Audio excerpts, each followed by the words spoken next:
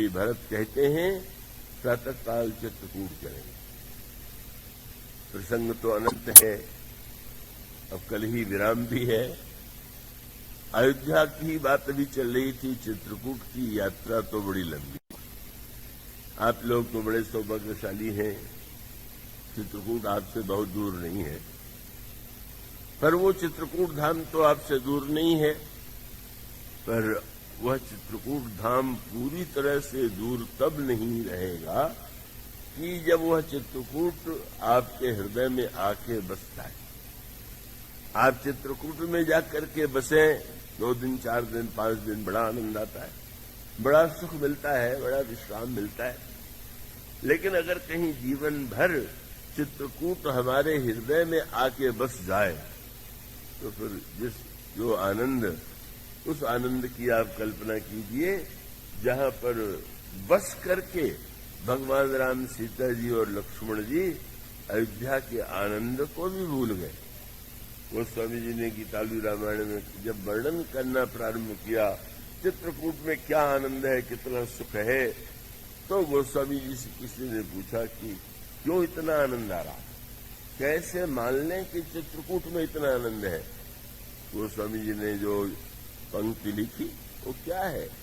गोस्वामी जी ने कहा, क्यों कहो चित्रकूट गिरि संपत्ति महिमा मोद मनोहरताई, क्या तुलसी जह बस लखन राम सिय आनंद अवधि अवध बिसराई। जहां बस करके पत्ते की कुटिया में रह करके कंदमूल फल का भोजन करके प्रभु आनंद की सीमा अयोध्या को भी भूल गए। यह चित्रकूट हृदय में कब आता है? वह चित्रकूट दर्शन करते हैं, कुछ दिन रह पाते हैं, फिर चले आते हैं, फिर छोड़ना पड़ता है। लेकिन जब उस चित्रकूट को हम हृदय में मनावें, निर्माण करें और चित्रकूट की यात्रा करें। राम राज्य मन से तो बनेगा नहीं, बुद्धि से भी केवल नहीं बनेगा, अहंकार से तो बन ही नहीं सकता।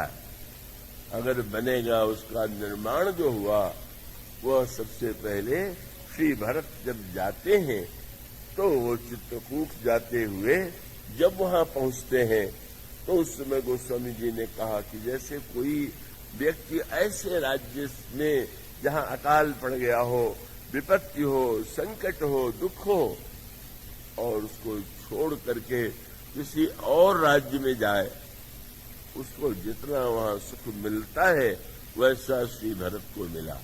चौपाइयां हैं रामायण की, ईति भीति जनु प्रजा दुखारी, त्रिविध ताप पीड़ित ग्रह मारी, जाय सुराज सुदेश सुखारी, भई भरत गति कही अनुहारी। और इसका अर्थ है, इसका तात्पर्य है चित्रकूट का एक बाहर दर्शन और चित्रकूट में अंतरंग दर्शन। अब इसकी व्याख्या अत्यंत गंभीर से गंभीर है, मधुर से मधुर है, सरल से सरल।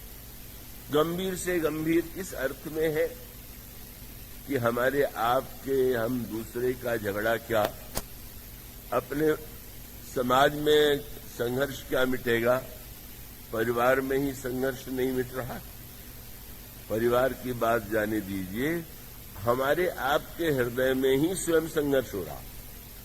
बाहर किसी और व्यक्ति से संघर्ष हो, ये तो दुख की बात ही है, पर अपने हृदय की ओर देखें, लड़ाई चल रही। किसमें चल रही?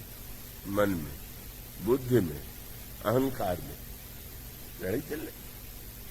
आपके मन में कोई बात बड़ी लगती है, बस इसमें तो बड़ा आनंद आवेगा। मन की बात मानते हैं तो बुद्धि को लगता है कि बिल्कुल ठीक नहीं, उचित नहीं, और बुद्धि की बात माने तो मन कहता है कहाँ हम व्यर्थ तुम्हारे चक्कर में पड़ेंगे। अरे हमें रस लेना है, आनंद लेना है कि हम तुम्हारे तर्क वितर्क में पड़े।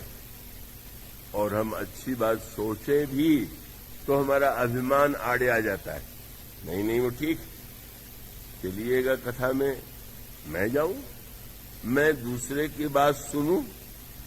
मानो गोस्वामी जी ने यही कहा कि कथा में पहुंचना कोई सरल नहीं है। किसी ने कहा आपने तो भाषा में रामायण बना दी, चलिए अब संस्कृत की कठिनाई नहीं रह गई, वाल्मीकि रामायण पढ़े तो संस्कृत आवे तब न पढ़े। गोस्वामी जी ने कहा नहीं भाई, अभी पहाड़, जंगल, नदी सब है। क्या है? उन्होंने कहा कि गृह कार्य नाना जंजाला तेयति दुर्गम शैल विशाला। घर का काम काज मानो पहाड़ की तरह खड़ा। अरे भाई काम काज से छुट्टी मिले तब न चले। अच्छा तो और उसके बाद पहाड़ ही नहीं, क्या बोले वन बहु विषम मोह मद माना।